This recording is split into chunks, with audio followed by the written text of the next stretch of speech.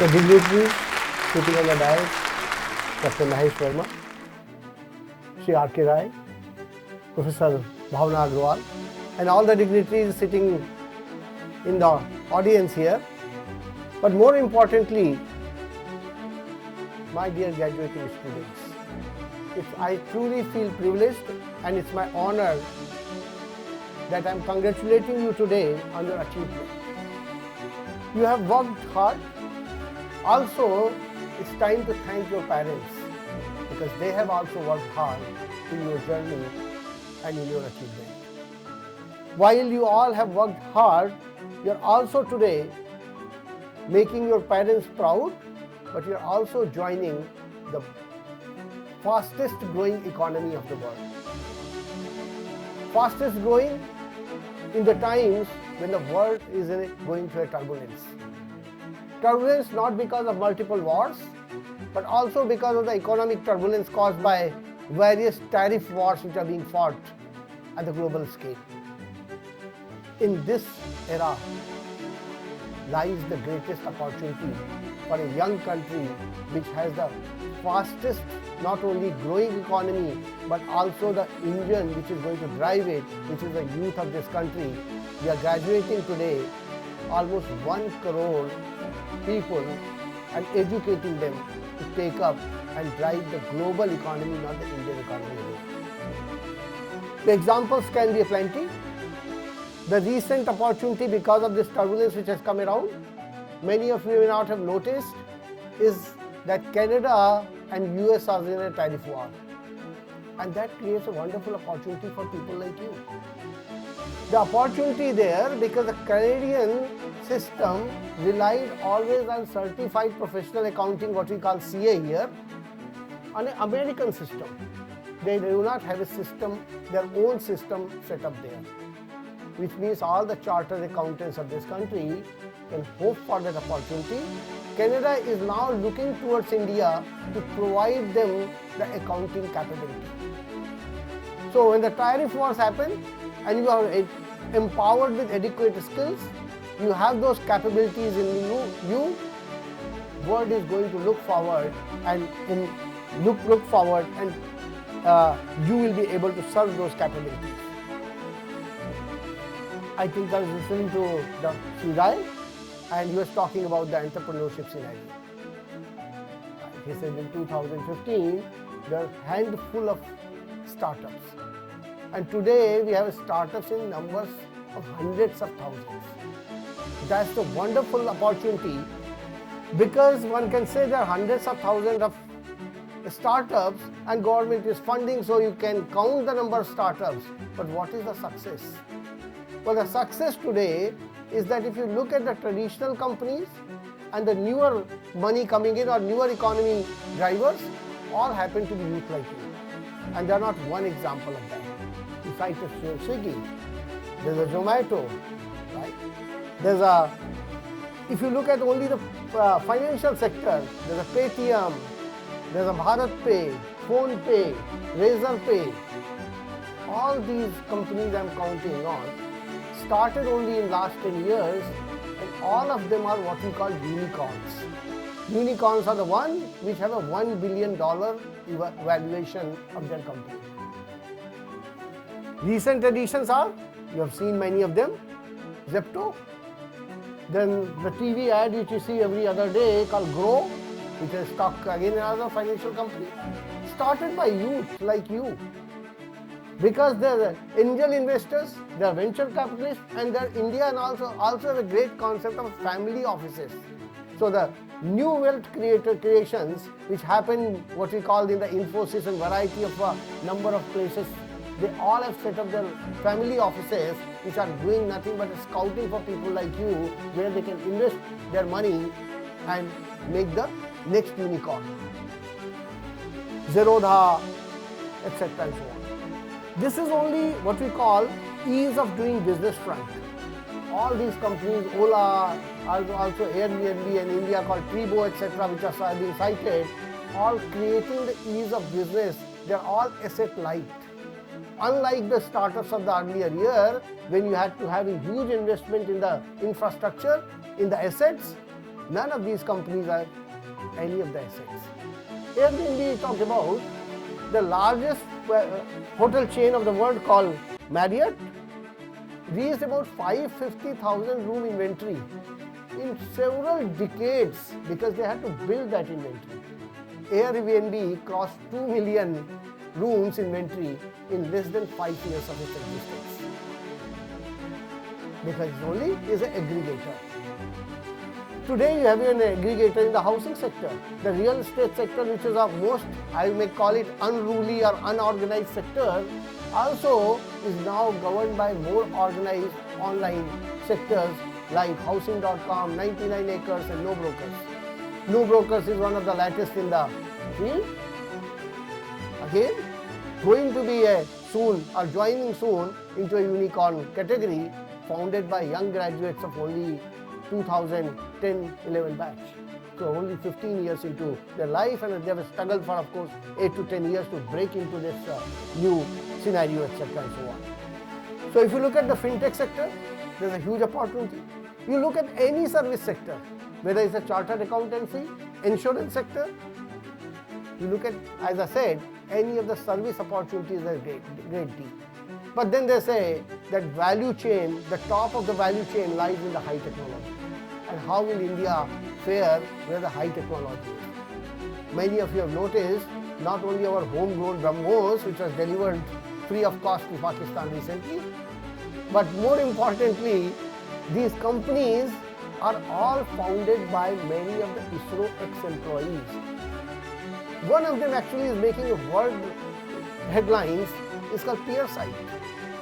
Few young engineers of ISRO came out, and these are called microsatellites, which is going to give run of money to the Tesla founder Elon Musk, the Starlink project.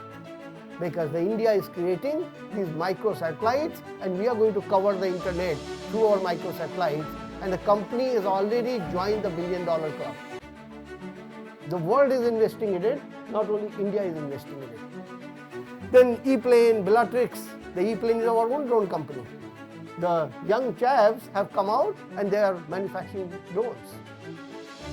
There are a huge bunch of companies, I can list companies after companies, but then there are, I would like to say, the 5 factors which are driving the economy today are the engines of the growth, and we need to be watchful of them and be able to capitalize on them.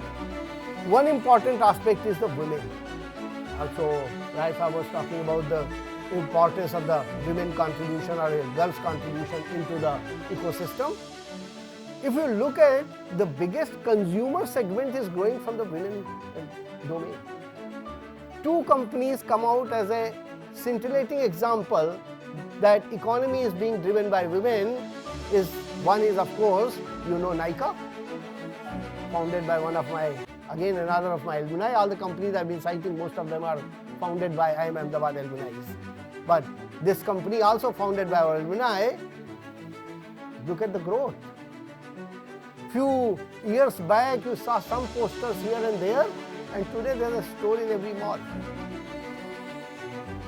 The other company which has been growing is a Tata's company, the Zudio. And many of you have not noticed, 5 years ago or 6 years ago, nobody knew about Zudio, but it has grown by opening 200 stores per year, new stores. That means at a middle and lower income level, if you can supply and provide them the clothing, there's a huge demand. Again, most of the clothing there is the women-centric clothing. So you need to focus on, when you are looking at your idea, pursuing that idea, not only women are going to create, they are also going to be the biggest consumers in the world. Second is the important aspect is the education. As I already said, we are primed to be the leader because we are creating 1 crore new graduates every year into the economy, and the government has now created the skill and vocational education and integrated that. With that, we will be we hold the potential for being the future factory of the world. Today, China holds the title of being the factory of the world. I think the only potential, the only country which has a potential of taking that role happens to be India. Our ordinary colleges are producing graduates, so you should feel proud that it's not only IIT, IIM, IISc are top grade people who used to dominate the board of directors of various companies. Today, most of the companies you see, there will be people from normal colleges or what I call tier 2 city colleges, etc. They are also dominating, which means the quality of education overall has improved. There may be a lot more to be done, but it has improved. It's producing people. You may all be surprised that most of the ISRO chiefs, I believe that none of the ISRO chiefs have been from IIT and IIMs. All the ISRO chiefs are from what we call the tier 2 colleges. Radhakrishnan was from a small college in Kerala. Somnath has been also product of another South Indian college, a small college, and the current one also happens to be from the same village, which means every individual has a potential and we are able to make them capable in these tier 2 cities and tier 2 colleges to take on the dawning role which makes the India shine all over the world. Our education is also facing challenges. I will not talk about those challenges, but then opportunity and challenges both are coming because India has opened itself to foreign universities. And many of you may be aware that almost 20 of them, or 15 to 20 of them, are joining the Indian milieu by setting up the campuses in India, which is going to save more than $70 billion. Because today, many of the students are going from here abroad for that education. That education is going to be available to you in India because they don't have that opportunity, the education opportunity there. Today, you can have the same opportunity here. The third is something to be of concern to us, but it's a wonderful, as a country as a whole, is called South India. 1/4 of the population is a half of the GDP of this country. That means 3/4 of the country is producing half the GDP. Unfortunately, we belong to that northern India, which is not contributing in equal proportion. All we have to do, level up with the South India, and probably will be the third largest and second largest economy of the world. So we need to tie our laces, get on to work, and not even aspire to become that we will beat the American economy, aspire to do as efficiently the job or as good a job as South Indian places or South Indian cities are doing is the greatest opportunity we need to imitate. The third is the greatest opportunity which is coming to us, or fourth is, which is the greatest opportunity coming to us, is called China +1. You know, world want to de-risk from China. We have seen the current turmoil which we have gone through China. Because of whatever the reason, today China is blocking the magnets. And you know the impact of that magnet? The whole world's EV programs, electrical vehicle programs, or environmental pollution reduction programs are being held back because you need magnet for running all these motors, and China is the sole dominant supplier of the motors. And what China has done in reaction, even India is not getting the magnets today. For past 3 months we have not gotten, so our production of two-wheelers, electric two-wheelers, four-wheelers, all is being held up right now. We need to create alternatives. We need to innovate in those frontiers. We can take it as a challenge, we can take it as an opportunity. The opportunity it is because the world is now concerned about China's this blackmailing power, and as a result is looking to create an alternate supply chain. That alternate supply chain will come from nowhere but India. And the impact of it is going to be great if you just look at two of the fields. One of the field, what we call the electronics, and I look at even in a small segment called mobile phones or smartphones. Apple sells about $200 billion of phones. India supplies about $10 billion out of that $200 billion, or somewhere between $10 to $15 billion, because recent turmoil, you saw all Indian manufactured iPhones were exported to USA before the tariff could kick in. So our exports have suddenly gone up. All we need to capture is 25% of that manufacturing. $50 billion of revenue will sit in India, its manufacturing will go on, The US cannot manufacture despite whatever US wants to do because it doesn't have a capability, it doesn't have a skilled manpower available to them. So ultimately, rather than China, they're all going to rely on us. Other is the pharmaceutical sector. Now, if you look at world's all painkillers, 80% of the painkillers, cough syrups, blood thinners, which are almost all the commonly used drugs are supplied by India. But what we call the active pharmaceutical ingredients or API, which is a bulk compounds for them, are manufactured in China. So we import them, we create drugs, and so this was working a nice supply chain, but unfortunately the supply is again questionable, and world is looking to create alternative to it. The fortunate part is that all the ceramic reactors required for creating those APIs were supplied by India. So we have the wherewithal. Now world is going to invest in us, and that will provide us a great opportunity. The last opportunity which you have been seeing is the GCC, which I talked about, the chartered accountancy of the Canada as of now. Similarly, all the work services, HR services, payroll services, etc. and so on, with their dwindling population, aging population, they have no choice but to look at India. And today's world is flat because of the information technology and network connectivity. We have been providing, but we will be providing greater services in those arenas. We hold the opportunity to be the leader. But always remember, leadership is not being able to take charge, which China tried to do. Leadership is all about taking care of those whose charge you have taken. India and China have that fundamental difference. When we were able to create COVID vaccine, we helped the poorest countries in the world. While China, USA, they all tried holding onto the vaccine and tried to capitalize on that opportunity. We want to be that leader, and we will be establishing that leadership in the world of tomorrow. When you become leader, remember 3 things are going to be important. Those 3 things which are going to be important are what I call continuous discovery of yourself. What you have learnt here is only providing a platform. In the evolving world, you have to continually discover yourself. Second part is what I call the understanding. Understand the environment, how it's changing, what is happening around you, and who and how you fit into that environment. And the third is the execution. Ultimately, all grand ideas you may have are good for nothing unless you are able to do efficient and effective execution of it. When I say discovering, it's not only continuous learning. People will say, this is the journey and your learning has just begun, and you have to continuously upgrade and update yourself.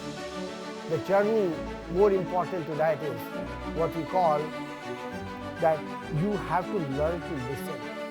The greatest quality of a leader is not about how much he is able to give out to others. It's about how much he is able to absorb within himself, listen from others. There's a Turkish proverb which says, listen thrice, think twice, and then speak once. So in every conversation, your attitude should not be that how much I spoke. Your attitude should be how much I listened. That listening makes you discover yourself. The Lord Buddha when he was attaining his nirvana, it was one of his disciples reached him. And disciple asked him, I have been living through this world, following your teachings, going through all that what you have said, but there's so much discord in my family, with the neighbors, with world, everywhere. Now, as a parting advice, what advice will you give? Lord Buddha said, only one advice. Listen carefully to others when they are talking. But more important, listen more actively and carefully when you are talking. So it's important to have that understanding within you. And that is what I mean when I said your own journey to discovery will start. Understand your environment, because environment is a fast changing. We used to be living in a world where things were stable for 15, 20, 30 years. Technology and surrounding world did not change at the fastest, this kind of a pace. This century, things are changing. 5 years is I think whatever you have learned today will be obsolete. You have to work in the newer environment, entirely different world altogether. And finally, I will say, execute and execute ethically. Execution is the key idea. Without that, you will not succeed. So there are many, what we say, India has many armchair philosophers. Get out of that. If you have an idea, pursue that idea, execute that idea. So finally, I would say, go out to the world. Don't be afraid of failure. Believe in yourself and pursue your passion and work toward earning the glory for your mother country, India, that is Bharat. Dhanyavad.